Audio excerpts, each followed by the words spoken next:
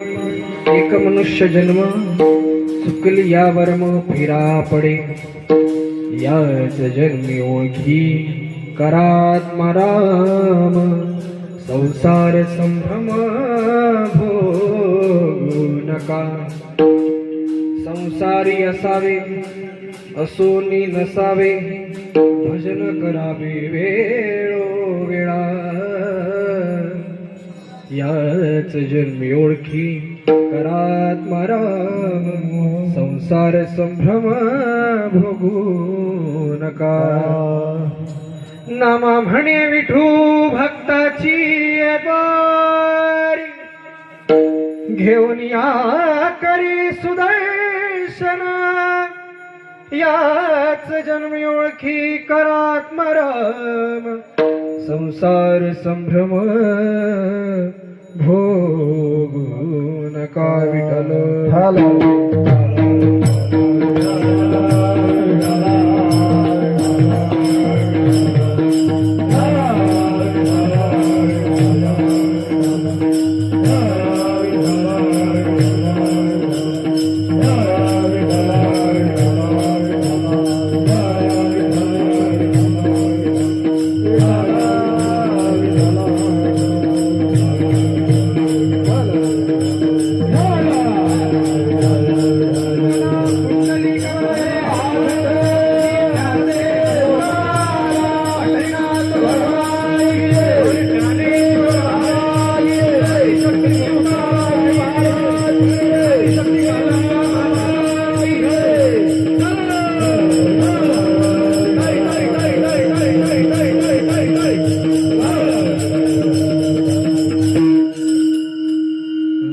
शेवटची पाळी. एक मनुष्य जन्म चुकली या वर्म फिरा पडी, याच जन्मी ओळखी करात्मराम, संसार संभ्रम भोगू नका.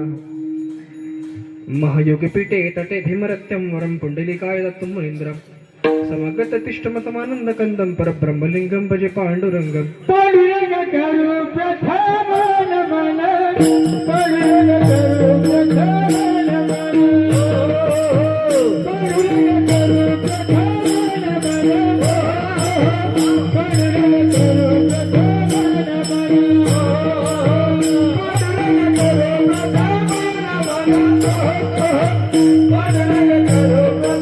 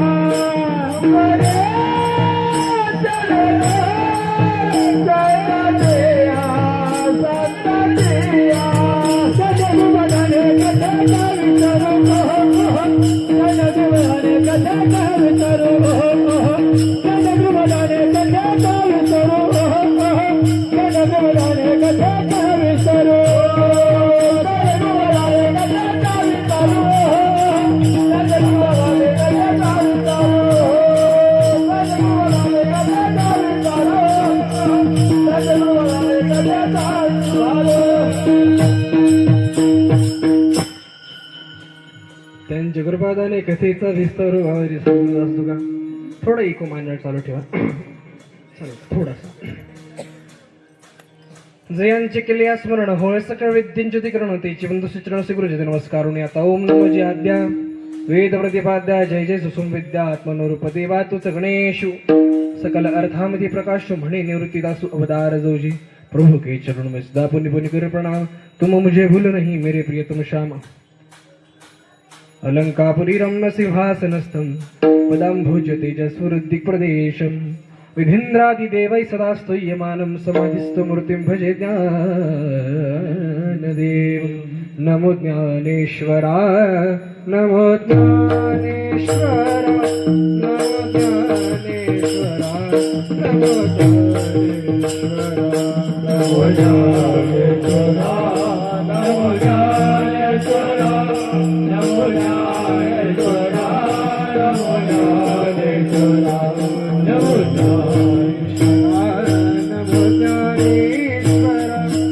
नमो ज्ञानेश्वरा नमो ज्ञानेश्वरा नमो ज्ञानेश्वरा नमो ज्ञानेश्वरा नमो ज्ञानेश्वरा नमो ज्ञानेश्वरा निवृत्ती उदारा सोपादेवा निवृत्ती उदारा सोपादेवा निवृत्ती उदारा ओ महादेवा निवृत्ती उदारा ओ महादेवा उदाराय नमो शिवाय पावने उदाराय नमो शिवाय पावने उदाराय नमो शिवाय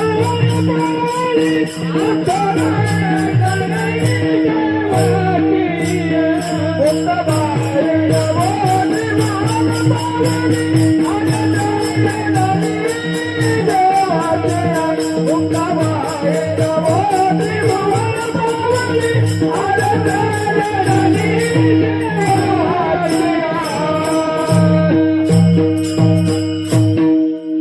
मुक्ताबाई नमो त्रिभुवन पावली वा आद्यत्रिय जननी देवाची आता बंधुरंग भूमिका कीर्तन उभे होती लोका टाळ मृदंग श्रोते देखा तया माझे दंडवत वचन ऐका कमळापती माझी रंकाची विनंती कर जोडितो कधी काळी आपण सावे जवळ घ्यावी घ्यावी माझी भाक जरी का मागे ना अनेक तुकया बंधू म्हणे देवा शब्द इदुकाची राखावा कर जोडितो कथी काळी आपण सावे जवळी चले आओ जी पवन कुमार हमारे हरि कीर्तन में। चले आओ जी पवन कुमार हमारे हरि कीर्तन में। चले आओ जी पवन कुमार हमारे हरि कीर्तन में। चले आओ जी पवन कुमार हमारे हरि कीर्तन में। राम जी को लाना लखन जी को लाना राम जी को लाना लखन जी को लाना राम जी को लाना लखन जी को लाना चले आओ जी सब परिवार हमारे हरि कीर्तन में। चले आओ जी पवन कुमार हमारे हरि कीर्तन में। चले आओ जी पवन कुमार हमारे हरि कीर्तन में। चले आओ जी पवन कुमार हमारे हरि कीर्तन में। विठ्ठल विठ्ठल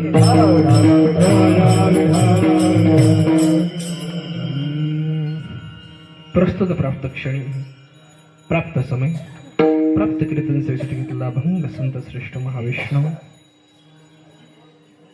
नामदेव महाराजांचा सर्वांच्या पाठांतरातला प्रत्येकाला पचेल टिकेल रुचेल रुंजेल अत्यंत चिंतनीय सोपा आणि गोड असा अभंग समस्त ग्रामस्थ मंडळी शिरूरकर वासियांसाठी निवडलेला आहे. विठ्ठल विठ्ठल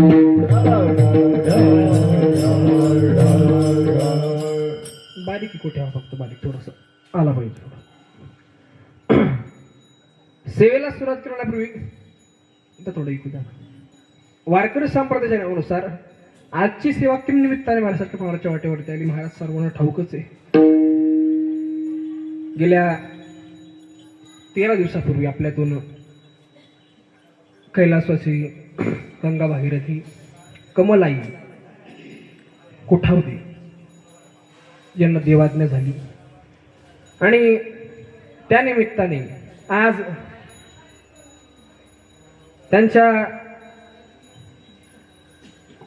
उत्तर कार्यानिमित्ताने हरिभक्त परिणामचे किशोर दादा, राहुल दादा, किरण दादा, चिरंजीव छगन दादा, चिरंजीव कार्तिक दादा या सर्वांच्या माध्यमातून नवे सर्व ग्रामस्थांच्या माध्यमातून आजची कीर्तन सेवा माझ्यासारख्या पावराच्या वाटेवरती आली. हे माझं महत् भाग्य आहे. विठ्ठल विठ्ठल.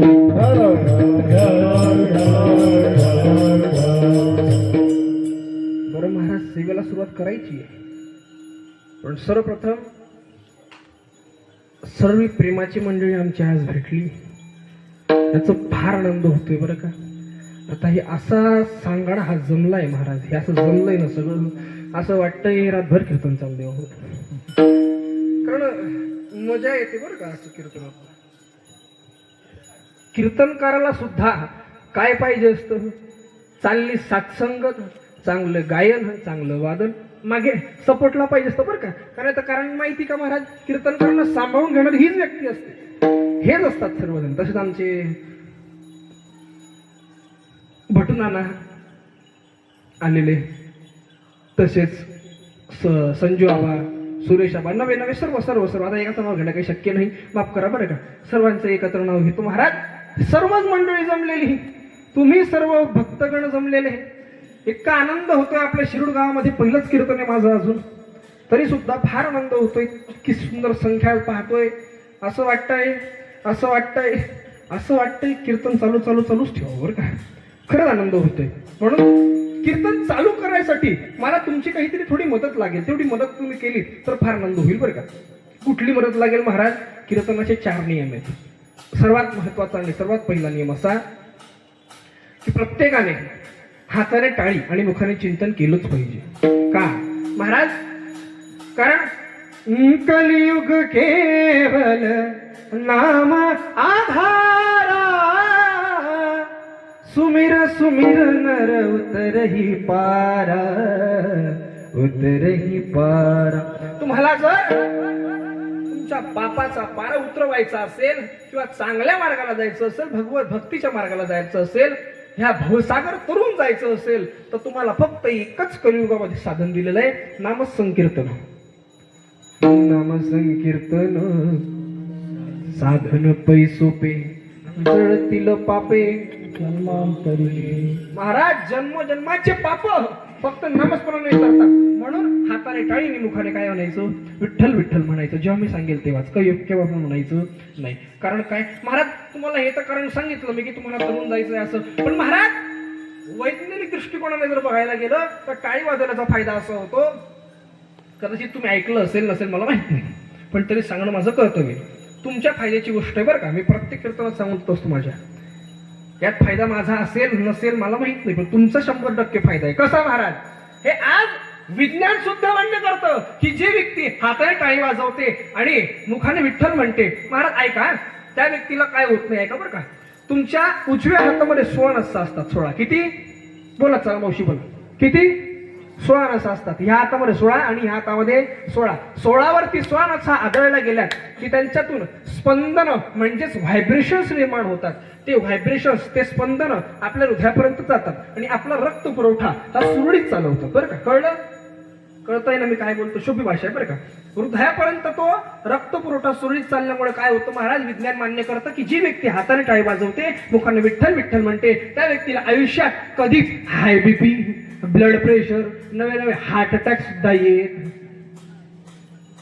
आता विचार तुमचा तुम्ही करायचा, तुम्हाला टाळी वाजवून चालू ठेवायचं की विठ्ठल विठ्ठल विठ्ठल.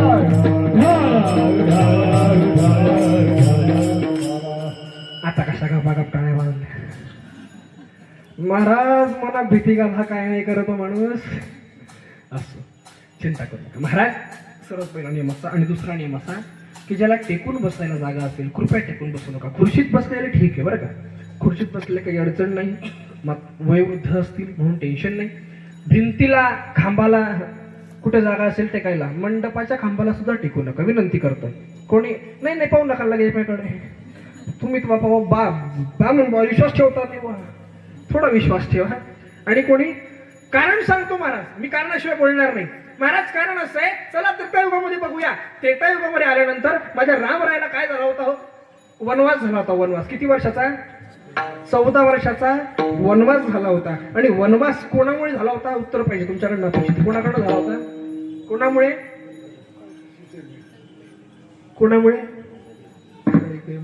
त्याच्या मागे 2 ते 3 जण आहेत महाराज. 2 जण मुख्य आहेत. सर्वात पहिलं स्वतः सीता माता, त्याची पण कथा सांगेल तुम्हाला. आणि दुसरं सर्वात महत्वाचं कॅरेक्टर मंथरा.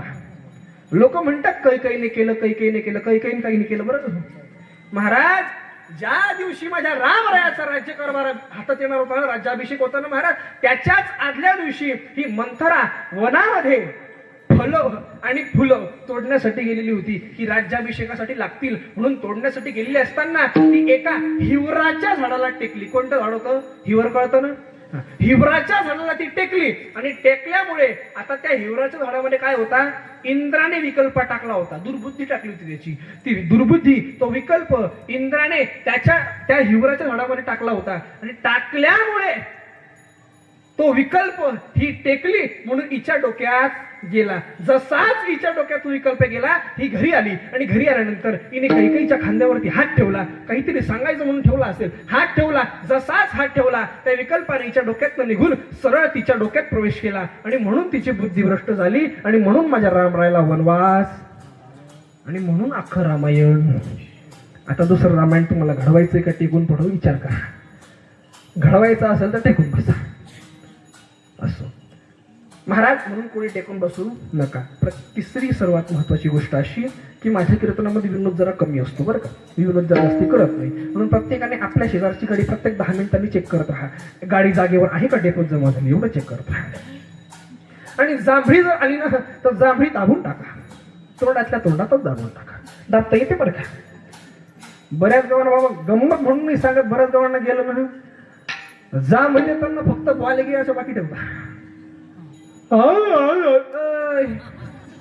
बरं महाराज, भागवताच्या बाहेर बोलत नाही. बरं, भागवतामध्ये असं वर्णन आहे की जांभळी देताना देवाचं नाव घेणं हे 17 प्रकारच्या पापांपैकी एक पाप आहे. पण आपलं उलट आहे महाराज. जेवढी मोठी जांभळी तेवढा मोठा राम. राम राम राम. अरे काय विनंती करून सांगतोय, देवाचं नाव घ्यायचं नाही जांभळी देताना. आता कीर्तनात जांभळी आली एखादी, येऊ तर देणार नाही, पण आलीच तर दाबायचा प्रयत्न करा बरं का महाराज. हे सर्वात महत्वाचं. आणि सर्वात महत्वाची एक गोष्ट अशी की जेव्हा गजर होईल किंवा नाम होईल, कसं गोपाल कृष्ण भगवान की जय असा गजर जर झाला तर हात वर करत चला. सर्वांनी हात वर करायचे बरं का. याच्या मागे सुद्धा कारण आहे महाराज. उदाहरणासहित सांगतो. मी एखाद्या आता शिरूरमध्ये एखादी तलाव वगैरे असेल ना, तलावावर गेलो आणि तलावावर गेल्यानंतर मी तिथं मला जर पोहणं शिकायचंय, माझ्यासोबत सगळी ही मंडळी आलेली, मला पोहणं शिकायचंय, मी तलावात कुठल्याबरोबर मला पोहणं येणार आहे का लगेच? तलावात म्हणा किंवा विहीर म्हणा, कुठल्याबरोबर लगेच येणार आहे मला पोहणं? पहिल्यांदा उडी मारल्यानंतर मी काय होईल, जरा बुडेल, म्हणजे बुडण्याच्या रस्त्यावर जाईल. पण मला जर वर यायचंय तर मी काय करेल? कोणी मला बघावं आणि मला बाहेर काढावं म्हणून काय करेल? हात नाना वाचवा असा हातवर काढेल त्यांनी, जेणेकरून नानांना माझा हात दिसेल, ते काळी घेतील, काहीतरी करतील, स्वतः कुदतील, मला बाहेर काढतील की नाही. तद्वत महाराज मला सांगायचं काय त्याच्याकडे? महाराज सांगायचं असं आहे की तुम्ही आणि आम्ही ह्या संसार रूपी भवसागरामध्ये या तलावामध्ये बुडत आहोत आणि तुम्हाला आणि आम्हाला जर बुडण्यापासून वाचायचं असेल, तरुण जायचं असेल तर तुमचे हात वर करून भगवंताला हात दिली पाहिजे. कसं? गोपाल कृष्ण भगवान की जय. जेणेकरून भगवंताला ते हात दिसतील आणि भगवंत तुम्हाला आणि आम्हाला हा भवसागर तरुण जाण्यासाठी मदत करील. म्हणून आपले हात कुठे झाले पाहिजे? आता किती छान वाटलं मला हातवर दिसली तू, नाही तर बुवा जाणे टाय करी जाणे आम्ही आमच्या गोदड्या आताने. बऱ्याच ठिकाणी होतं बरं. आपल्या गावात तसं काही नाही महाराज, मला गॅरंटी आपल्या गावाची आणि आपल्या गावात माहिती, मला फार आनंद होतो आपल्या गावात आल्यानंतर. असो, ह्या नियमांचं पालन करा आणि पुढे चालतो. थोडं भजन करा. विठ्ठल विठ्ठल.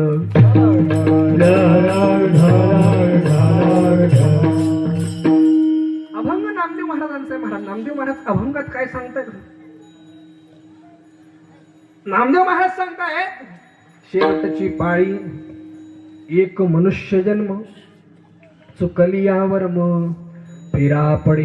नामदेव महाराज सांगतात, तुम्हाला जो हा जन्म भेटलाय ना, मनुष्य जन्म, हा असंख्य अशा जन्मांनंतर एक जन्म भेटलेला आहे आणि तो सुद्धा एकच भेटलेला आहे. एक मनुष्य जन्म. किती जन्मांनंतर भेटतो महाराज मनुष्य जन्म? 84 लक्ष येऊन फिरावी लागतं.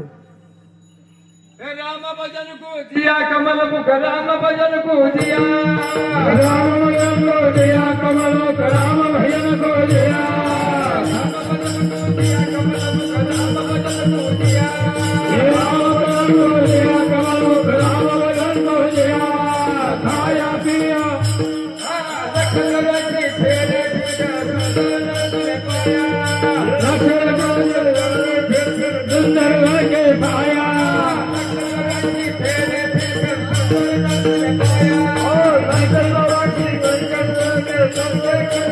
खोया खाया दिया दुखरे सोया नाक जमाना खोया खाया दिया दुखरे सोया नाक जमाना खोया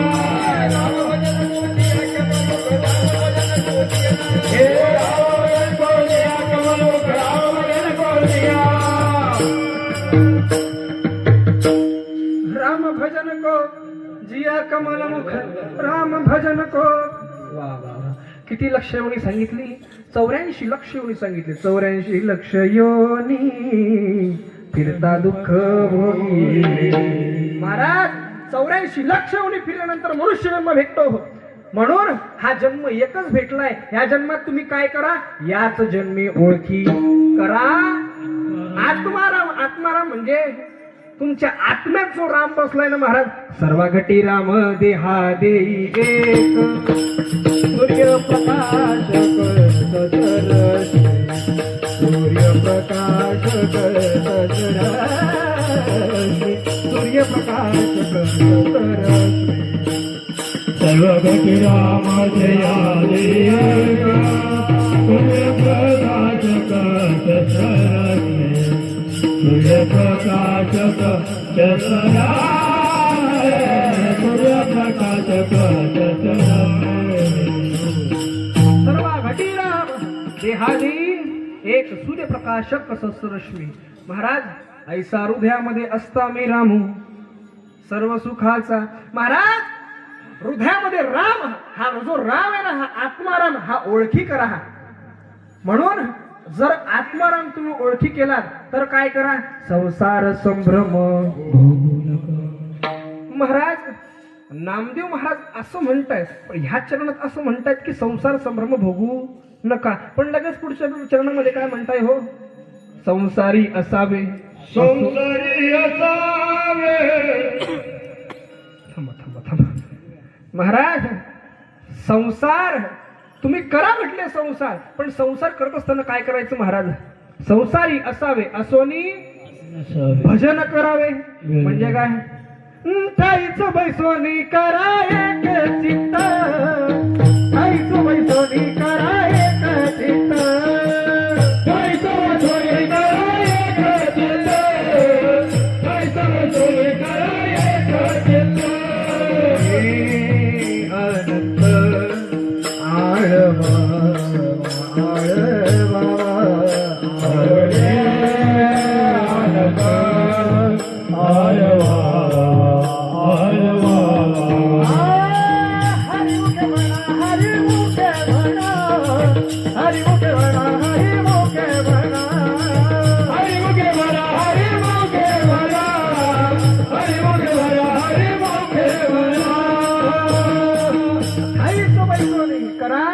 एक चित्त आवडे अनंत आळवा महाराज तुम्ही काय करा म्हटले एका जागेत बसा भगवंताचं भजन करा मग असं सांगितलं का एका जागेत बसा तर सगळं काम सोडा नाही बरं का महाराज कामामध्ये काही म्हणा काम करता करता म्हणा ना फक्त देवाचं नाव स्मरण करा संसारात जास्त जाऊ नका महाराज कारण संसार कसा आहे संसार दुःख मूळ चहूकडे इंगळ संसार दुःख मूळ चहूकडे इंगळ विश्रांती नाही कोठे रात्र दिवस तळमळ विश्रांती नाही कोठे रात्र दिवस काम क्रोध लोभ शोनी पाठी लागले ओढळ काम क्रोध लोभले पाठी लागले ओढळ करुणा मी शरण जाऊ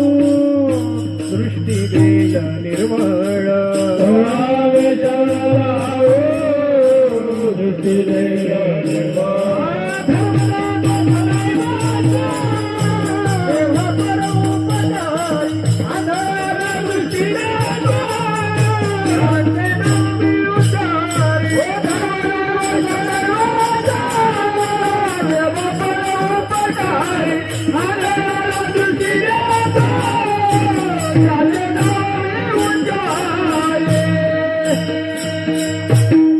महाराज संसार कसा आहे संसार दुःख मूळ चहूकडे इंगळ शब्द वापरला हो संतांनी इंगळ इंगळ कळतो का? इंगळ म्हणजे काय?